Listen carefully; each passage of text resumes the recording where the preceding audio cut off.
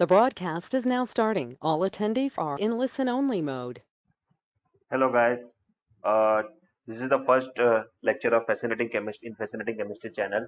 Okay, so today we will be discussing about very interesting reaction, basically, very interesting reaction from which I mean we are basically doing our high school chemistry reaction like you already familiar about neighboring group participation reaction. Okay, but apart from that, the main agenda of today's session, today's lecture is that we are going to see the real time application of that SNGP reaction through discovery of one famous drug which is marketed as leukerin, but its chemical name is chlorambucil, and which is derived step by step from mustard gas. Okay, discovery of mustard gas leads to the discovery of chlorambucil drug. Okay, so as you can see in screen, what I have written already, that action of sulfur mustard and its derivative was thoroughly investigated and was found to involve a series of reactions called substitution reaction. Okay, so guys, see here the word has used sulfur mustard. Okay, sulfur mustard, because most of the scientists which this. So one surprising thing which I'm going to discuss with you, that mustard gas is not a gas, it's a actually high boiling liquid. Its boiling point is around 218 degrees Celsius. So why it is called as gas? Because why it is known as gas? Because when it is used in war, so at that time those people are using in that gas, that liquid, in the form of a mist or aerosol. You are already familiar about that. They can spray that liquid in the form of mist through their aircraft or some other way. Okay, so that's why it's known as gas. Now, uh, at a similar time around 1930, there is a great challenges to deal with cancer disease. Okay, so one method is that people have started coming up with the ideas of the chemotherapy. Okay, I hope you already know about the chemotherapy is the treatment used in cancer treatment. Okay, so there is one famous this chemical warfare agent known as mustard gas. So mustard gas is converted to chlorambucil. So we are going to discuss this story, okay, how it is converted. Okay, so that is very interesting part, but most crucial part is that uh, it involves the concept of neighboring groups participation reaction, as well as you will deal about the how to increase solubility or decrease solubility in chemical compounds. Okay, similar kind of research is happening in drug industry. Okay, so as you can see, there is a branch in science known as pharmacology. So in pharmacology, what you are dealing, you are studying organic chemistry as well as biochemistry. So when organic chemistry and biochemistry combined, so such kind of discovery is possible. Okay, only organic chemistry cannot lead to this discovery, or only biochemistry cannot lead to discovery. All the all the branch have their role. Okay, they discuss science. Then such kind of step by step discovery is possible. Otherwise, it's very impossible to think of the discovery. Okay, so we'll move into now. Okay, now we will discuss some structure. Okay, so as you can see, as I've shown in the screen, this is the sulfur mustard. Okay, so sulfur mustard is very good substrate for SNGP reaction. So how it is very good, that we will discuss first. Okay, as you can see, this is the sulfur in the screen. Actually, you can see sulfur having a lone pair of electrons. So sulfur attacks on this one chloride, and it will form this. It's known as cyclic sulfonium ion. So first I will discuss organic chemistry. Okay, then this nucleophile attack at this, I mean, it will again retention of it will again get original structure. Okay, so what is the advantage? So as you can see, this is concept is SNGP reaction, also known as substitution by neighboring group participation. But what's the beauty of this reaction? If we have such kind of if such kind of skeletal, then such kind of reactions having very high rate of reaction due to anchimeric assistance. Now you already familiar about the anchimeric assistance. So guys, what is meant by anchimeric assistance? That sulfur, the displacement of this chloride, so displacement of this chloride is fast. Why?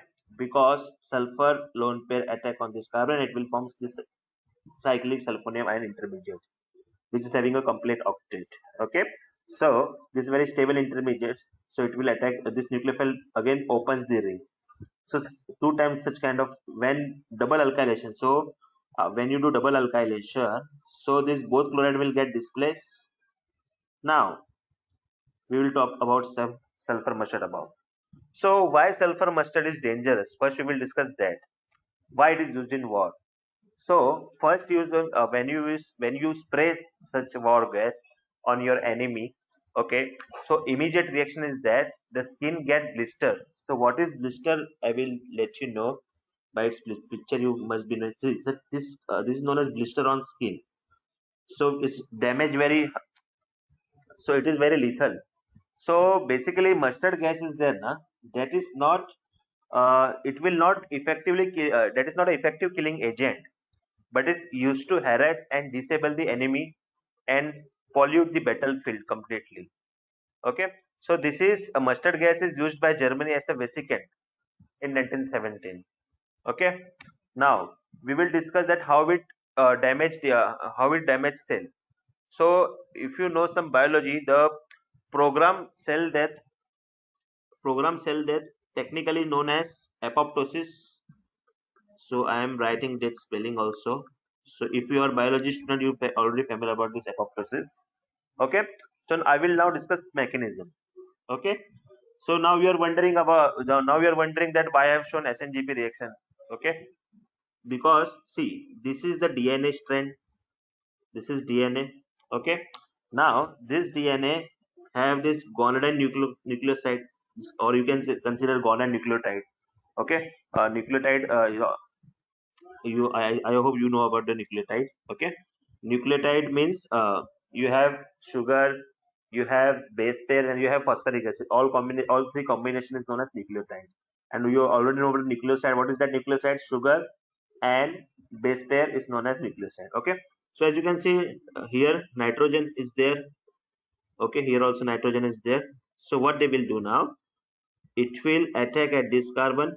This will attack at this carbon. Okay, now these two DNA get cross-linked. What is that? This the concept, technically this concept is known as cross-link. The double alkylation is also known as cross-link. Double alkylation of two DNAs is also known as cross-link. Now what will this leads to? This will this will stop the DNA replication. Okay, and so what it will eventually leads to? It will eventually leads to cell death, which is technically known as apoptosis. Okay, or sometime what happen, it slowly also leads to cancer. So it is also, mustard gas is also known as mutating agent. Okay, due to this reason. So what happened now? There is a uh, doctors who are dealing with this patient who is get contact with sulfur mustard gas. So what they observed there, that the person who is affected from mustard gas have very low WBC count. So guys, you must be familiar about when there is a people suffer from cancer or any dangerous disease. So it's they're having a very low WBC count, white blood cell count. They have very low WBC count. So what they thought, that why can't we use this chemical warfare agent as an chemotherapy drug? Because in chemotherapy also you are damaging the cell, you are destroying the cells, good cell also, bad cell also. Okay, so cancer cell also get destroyed by this agent. So what they have done, they have first injected this mustard gas into the patient. But what is the issue, that it's having a very high toxicity, so patient can die. Okay, as well as it's having a very low solubility also, because our sulfur mustard is fat soluble. Okay, and very less water solubility. So intravenous is a problem. Okay, now what they have first discovered, then instead of sulfur they have taken nitrogen. When they convert this to nitrogen, so what is the consequences?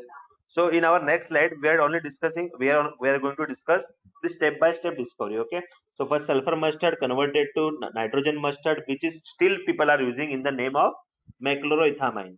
then it is converted to chlorambucil. Now there is some also derivative of chlorambucil are there, which is known as melphalan. Okay, now we are going to this actual reaction of this and how it is changes. Okay, so our main slide is this one. Okay, so as you can see, this is our mechanism. Again, this is SNGP mechanism, SNGP reaction. Okay, so when they discovered this mechloromethamine instead of sulfur, they have taken this N-methyl compound. So what they found that this compound is a less potent and less toxic compared to sulfur mustard, but highly water soluble. So this also is issue. So whenever you are discovering drug na, so you need to have some optimum parameter, that is not too much water soluble, or it should be not too much fat soluble. So you have some optimum requirement in your drug discovery, and obviously at biological pH or biological condition, okay, or body physiological condition, you must be have that parameters. Okay, now what they have done, the main problem is with this drug that it is a less toxic and less potent, that is okay, but it is also highly water soluble. So water solubility is the main issue.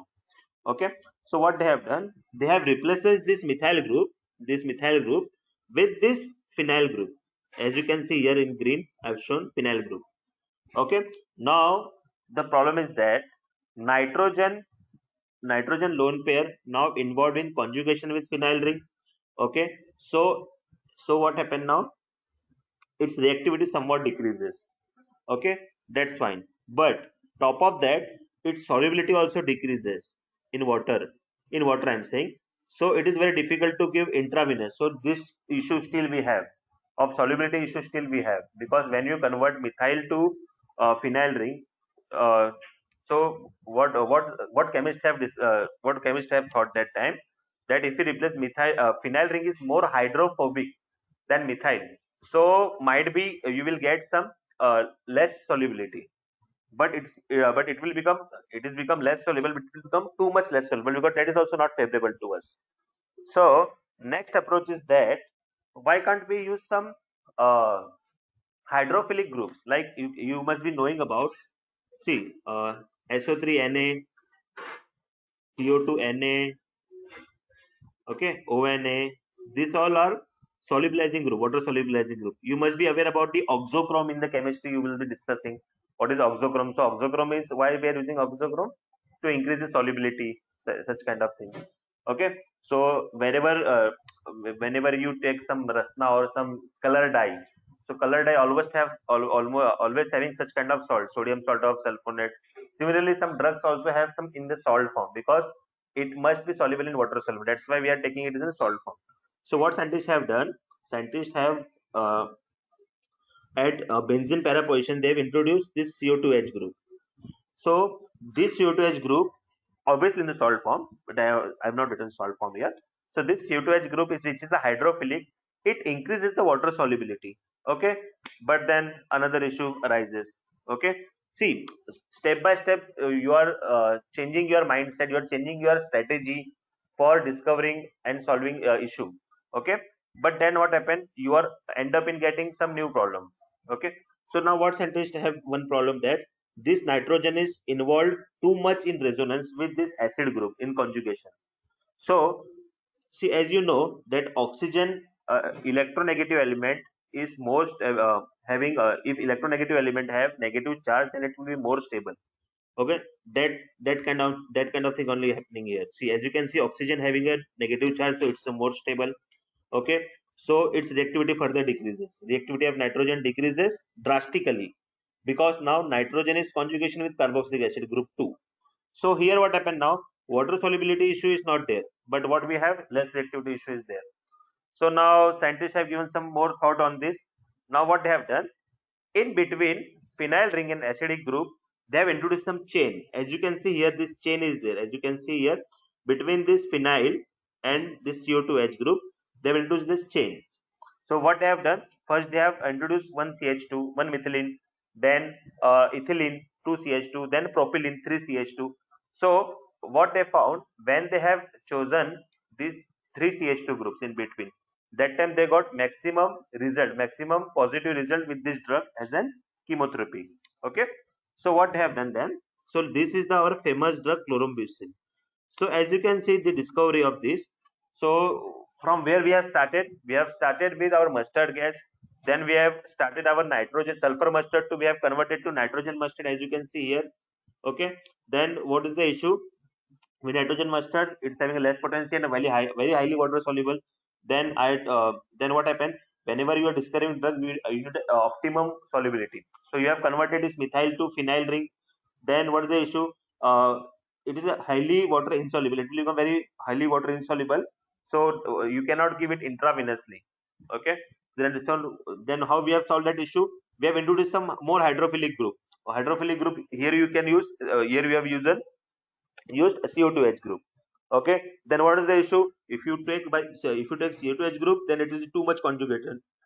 This nitrogen lone pair and acidic group is that both are para to each other. So you have maximum conjugation, and you are knowing the concept of resonance that if you have a negative charge of electronegative element, it's very highly stable. So that is the issue here. So now you have solved the solubility issue, then reactivity arises.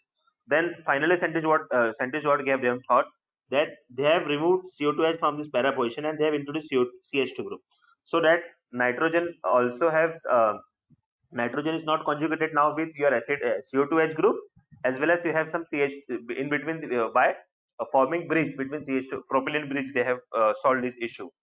Okay, so guys, what we have learned that, see, we are because why what we have learned that we have learned this discovery in this video. What we have learned that how scientists have given thought from sulfur mustard to nitrogen mustard. So in chemistry also, whenever you are dealing with any kind of hydrophilic group or hydrophobic group, that is very important aspect when you are dealing with real time application, like in polymer industry or like in your pharmaceutical industry. It's very important, or in fabric industry, like textile industry. So those concepts are very important when you are dealing with real time chemistry. Okay. So uh, I am completing this video now. Okay. So we'll be dealing some other video. In my other video, we'll be discussing about some preservative, that why we are using some chemical preservative in our chemistry, and what is the chemistry behind that. That is more important. That okay. I hope you like this video. If you like this video, guys, please subscribe to my channel. Okay. Thank you.